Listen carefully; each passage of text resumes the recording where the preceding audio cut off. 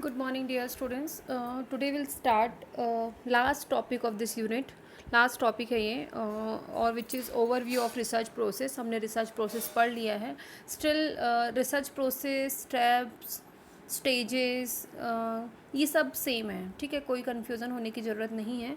अगर कन्फ्यूज़न लगे तो मुझे बताओ ना, क्योंकि क्वेश्चन एग्ज़ाम में भी बहुत एप्लीकेबल देते हैं और ऐसे घुमा के देते हैं कि आप लोग को कन्फ्यूज़ नहीं होना है. ठीक है, इसलिए मैं भी आप लोगों को क्लियर कर दूँ. ओवरव्यू ऑफ रिसर्च प्रोसेस बोल रहे, it means that you have to tell all the research process in a glance. जैसे क्वांटिटेटिव क्वालिटेटिव आपको ग्लैंस में बताना है. ठीक है, ओवरव्यू पूछता है तो if they are asking any type, वो स्पेसिफाई करेंगे उनको जिस टाइप का क्वेश्चंस, जैसे if they want to have steps of research process अगर पूछते हैं तो क्वांटिटेटिव क्वालिटेटिव जो भी पूछते हैं वो बताना है. अगर दोनों अगर स्पेसिफाई होकर नहीं पूछते हैं तो आपको जो आता है आप वो लिख सकते हो. ठीक है, तो let's see the overview of research process.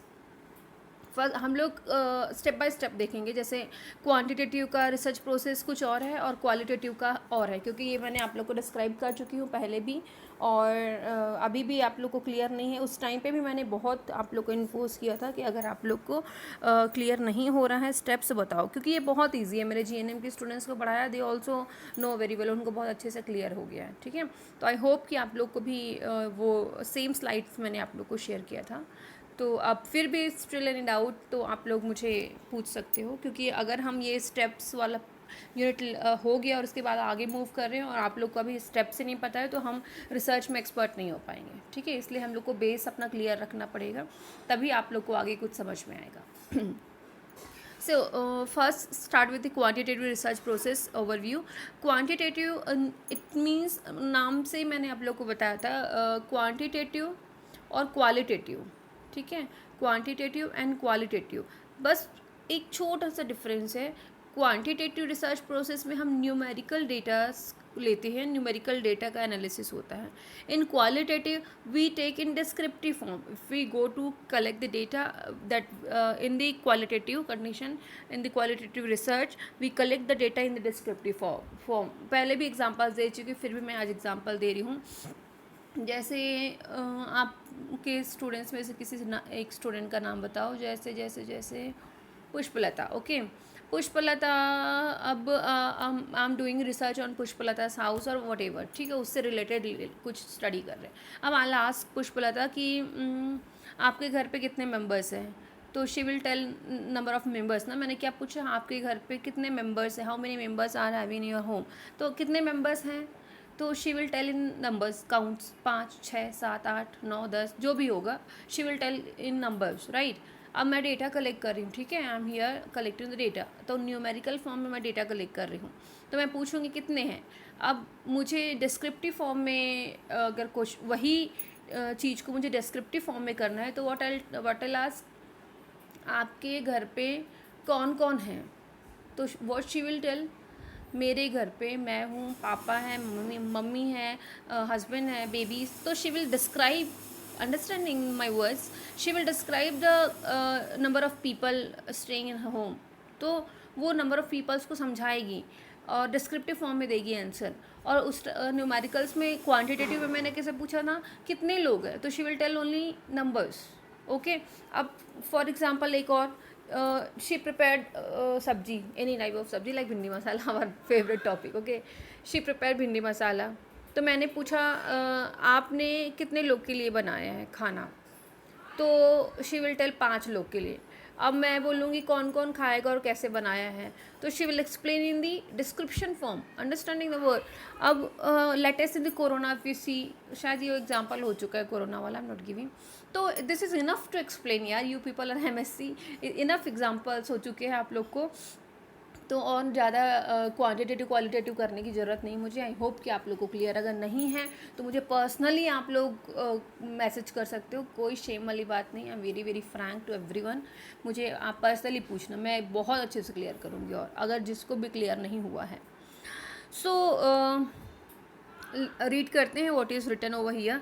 वही लिखा होगा जो मैंने अभी तक बक बक बक बक किया है, ठीक है। Quantitative research is a formal objective systematic process for generating information about the world. अब मैंने this is telling about the world, I was taken example of Pushpalatha, about the पुष्पलता's हाउस और अबाउट द पुष्पलता's life, okay.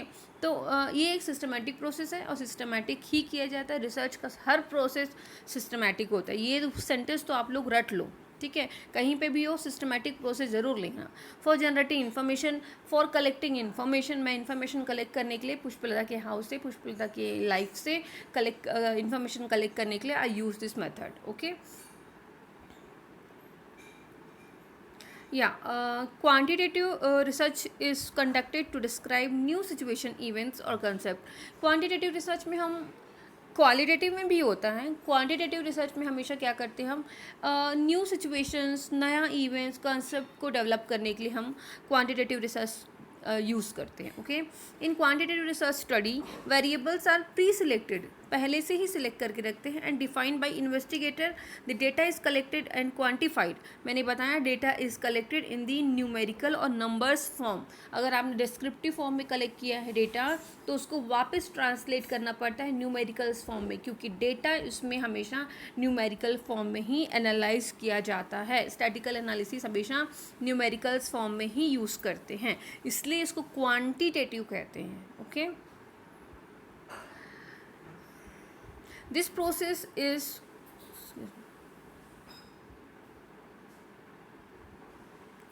This process is orderly way of dealing with a research problem where variables and are generally studied in the numerical form. इसको आप 2-3 sentence बना के लिख सकते हैं। क्वांटिटेटिव न्यूमेरिकल फॉर्म्स में ही स्टडी करते हैं, डेटा हम क्वांटिटेटिव फॉर्म में ही लेते हैं, न्यूमेरिकल फॉर्म में ही लेते हैं। The research process start with the identification and formulation of research problem and and with the dissemination of research findings. ये दोनों में होता है, नॉट ओनली द न्यूमेरिकल्स। ये जो प्रोसेस जो मैंने भी बताया है, research process start with the identification and formulation of research problem, ये भी हम आगे पढ़ेंगे। और एंड कहाँ होता है, डिसमिनेट द रिसर्च फाइंडिंग्स और रिसर्च रिजल्ट। जो भी रिसर्च रिजल्ट आता है उसको डिसमिनेट करना वो हमारा लास्ट स्टेप होता है, ठीक है। So let's see the what are the steps of quantitative research process. See, ये सब का डिस्क्रिप्शन मैं आप लोग को समझा, एक एक का डिस्क्रिप्शन आप लोग को पता है, ठीक है। और अगर नहीं पता है तो मुझे रिपीट करने की ज़रूरत नहीं, आप मेरी पुरानी स्लाइड और वीडियो देखो, आप लोग को क्लियर हो जाएगा। अगर फिर भी क्लियर नहीं होता है तो I send U a very very new thing, ठीक है। एक और नया तरीका है मेरे पास आप लोग को समझाने का, अगर नहीं समझ में आया तो। मुझे बिलीव है कि आप लोग MSc से आप लोग को समझ में आ गया होगा, मुझे वो बच्चों वाला तरीका नहीं निकालना पड़ेगा। आई होप आप लोग को क्लियर होगा। Let's start. Formulation of research problem, मैंने हमेशा से बोला है रिसर्च प्रॉब्लम पहले आइडेंटिफाई करो। आइडेंटिफिकेशन ऑफ रिसर्च प्रॉब्लम भी लिख सकते हो, but why I use this formulation word, understand this. क्या होता है, आइडेंटिफाई द रिसर्च प्रॉब्लम। अब जैसे आइडेंटिफाई करना मतलब पता करना, पहचानना कि हम किस सेक्शन में रिसर्च करें। आइडेंटिफाई मैंने कर लिया, तो मान लो मुझे ट्यूबरकुलोसिस पे मुझे करना है रिसर्च, तो what I will tell you कि मैं ट्यूबरकुलोसिस एक्सक्यूज मी, तो मैं क्या बोलूँगी कि क्या मैं ट्यूबरकुलोसिस पे रिसर्च कर रही हूँ, मैं ऐसा बोलूँगी क्या? बिल्कुल नहीं। मैं उसको फॉर्मुलेट करूँगी। फॉर्मुलेशन मतलब I will teach you how to formulate.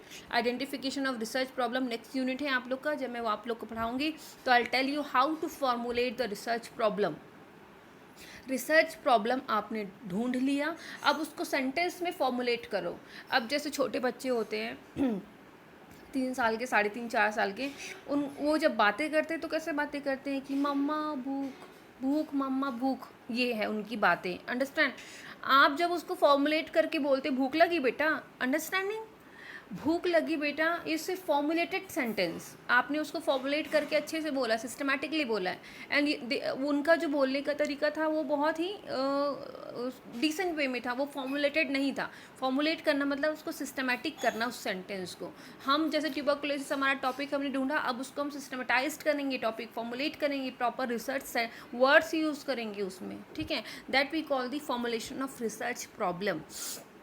Next is determining this study objectives. कुछ भी सो के उठते से ही हमारा गोल ऑब्जेक्टिव सेट रहता है कि आज हम क्या करेंगे, या in fact if you do any, अब ये तो रिसर्च प्रोजेक्ट है यार जो 6 महीने 8 महीने चलता है, तो आप लोग ऑब्वियसली इतना बड़ा रिसर्च कर रहे हो तो कुछ ऑब्जेक्टिव सेट करके रखोगे ना। मुझे मेरे ख्याल से इसमें मुझे कुछ एक्सप्लेन करने की ज़रूरत नहीं है। कुछ भी स्टडी, कुछ भी बड़ा चीज़ करने से पहले हम जो ऑब्जेक्टिव सेट करते हैं वही है determining of objectives. Okay, review of literature, I always said, पता करो पहले क्या स्टडी हुई है, उसके बाद मूव करो, तो that is review literature.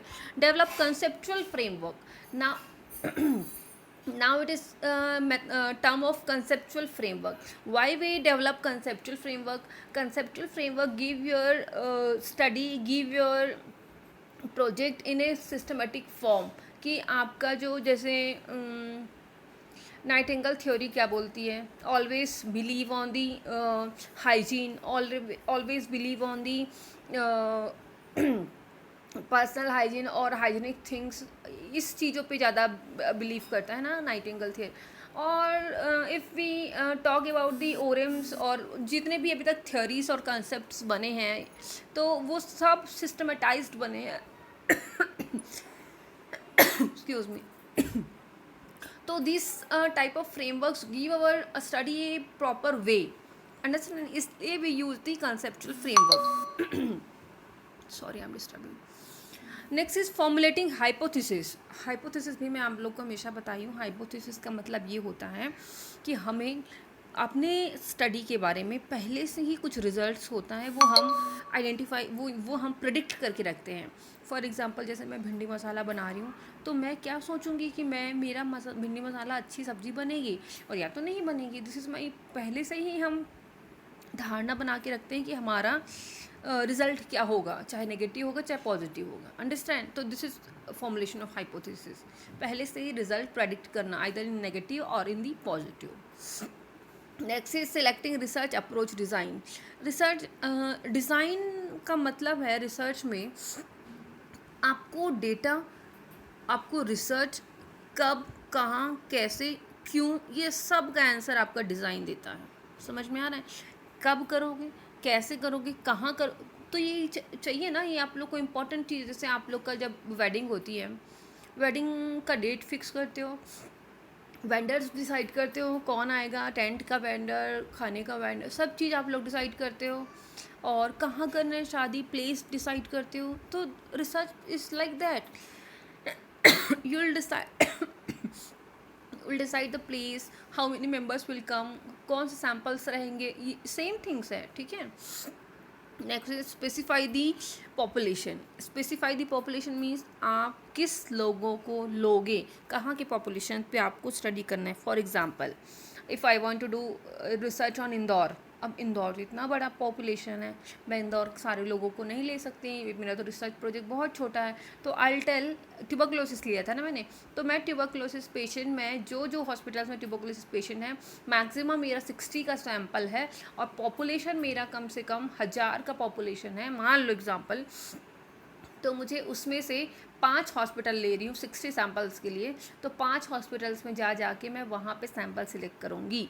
Okay, जो सैम्पल मेरे क्राइटेरिया में फिट बैठेगा, I will choose that sample.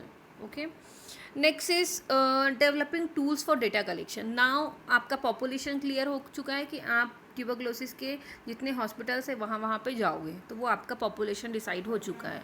Now developing tools for data collection. अब तो आप चले गए, ठीक है, अब आप डेटा कैसे कलेक्ट करोगे? कुछ टूल्स हैं आपके पास, या तो क्वेश्चनर का टूल्स, या तो आप रेटिंग स्केल, तो कुछ भी तरीका आप लोग आपके पास है, तो वो तरीका जनरेट करना, डेवलप करना, that we call the tools for data collection. जैसे हम क्वेश्चनर टूल्स यूज़ करते हैं, इंटरव्यू करते हैं और केस स्टडी करते हैं, तो और observation, this are the two. तो how you are going to collect the data. अब मैं मान लो क्वेश्चनर टूल्स मैंने बनाया है, बहुत सारे क्वेश्चंस लिख दिए हैं, इस क्वेश्चन मेरा टूल्स है। अब इसके through I collect the data. Okay, तो that consider under the developing tools for the data collection. Next we'll see, put off fan. Establishing ethical considerations.